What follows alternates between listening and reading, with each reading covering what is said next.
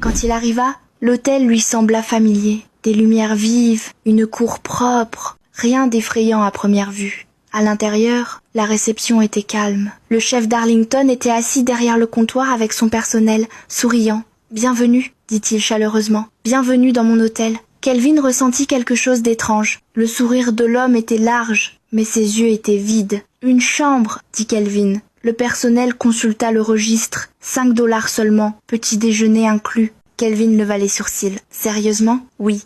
Nous prenons bien soin de nos clients ici. » Kelvin paya. « Chambre 214. » Alors que Kelvin s'éloignait, le chef d'Arlington le suivit du regard jusqu'à ce qu'il disparaisse au coin du couloir. Puis il prit un stylo et fit une petite marque à côté du nom de Kelvin. À l'étage, Kelvin entra dans sa chambre. C'était propre, trop propre. Il s'assit sur le lit et soupira. « Cet endroit est trop beau pour être vrai », murmura-t-il. Allongé sur le lit, Kelvin se rappela quelque chose. Plus tôt dans la journée, il avait entendu 2 hommes au parc parler de gens qui entraient dans certains hôtels et n'en ressortaient jamais. Il secoua la tête. « Ce n'est sûrement pas cet endroit », se dit-il. Vers 19h, on frappa à la porte. Kelvin se figea. « Monsieur ?» dit une voix douce. « Boisson offerte ?» Il ouvrit légèrement la porte. C'était une boisson énergisante. Mais Kelvin ne boit jamais ce genre de boisson. Il hésita. L'employé restait là, le regardant. Quelque chose dans cette scène lui donna un mauvais pressentiment. « Je prendrai ça plus tard », dit Kelvin. Leurs sourires disparurent pendant une fraction de seconde. « D'accord, monsieur !» Ils partirent. Kelvin verrouilla sa porte. Son cœur battait très fort. Quelque part en bas, le chef d'Arlington regarda sa montre. « Surveillez-le !»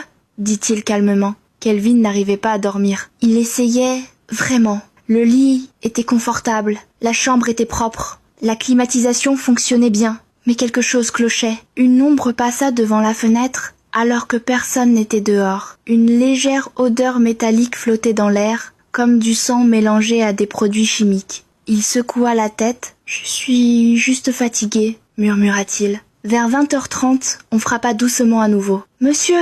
La même voix. « Votre repas, spécialité de la direction. » Kelvin se figea. Son estomac lui disait de manger, mais son cerveau criait « Non !» Il attendit. Il regarda par le judas.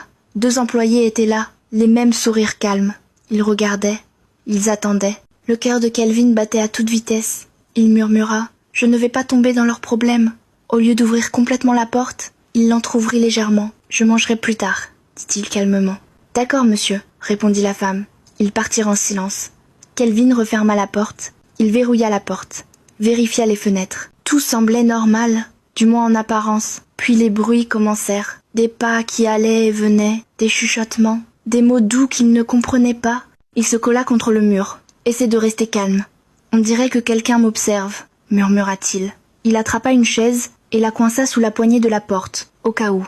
Vers 21h30, on frappa doucement à nouveau. « Monsieur, » dit une voix calme, « votre repas, il commence à refroidir. » Kelvin se figea. Pourquoi insistait-il autant pour que je mange cette nourriture gratuite? Il entr'ouvrit la porte. Un plateau se trouvait dans leurs mains. Du riz, de la sauce, de la viande et une boisson bien froide. Kelvin força un sourire. Merci. Il prit le plateau avec précaution. Les employés hochèrent la tête et partirent silencieusement. Dès que la porte se referma, Kelvin posa le plateau sur la table. Il le fixa longuement. « Je ne mangerai jamais ça », murmura-t-il.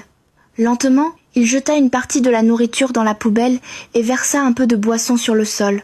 Il émietta un peu de riz et étala de la sauce sur l'assiette pour donner l'impression qu'il avait mangé à la hâte. Puis il s'allongea sur le lit, ferma les yeux et fit semblant d'être pris de vertige.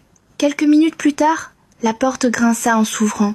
Le chef d'Arlington entra. Il s'arrêta au pied du lit de Kelvin et inspecta la chambre. Tout semblait normal, rien de suspect. « Ah, il est inconscient ?» murmura-t-il. Sa voix était basse, contrôlée. « Bien. » 2 employés le suivirent. Ils avaient déjà préparé la seringue, celle qui mettrait Kelvin définitivement hors d'état. Le chef d'Arlington se pencha. « Injecte-le. » Un des employés s'avança, la seringue prête.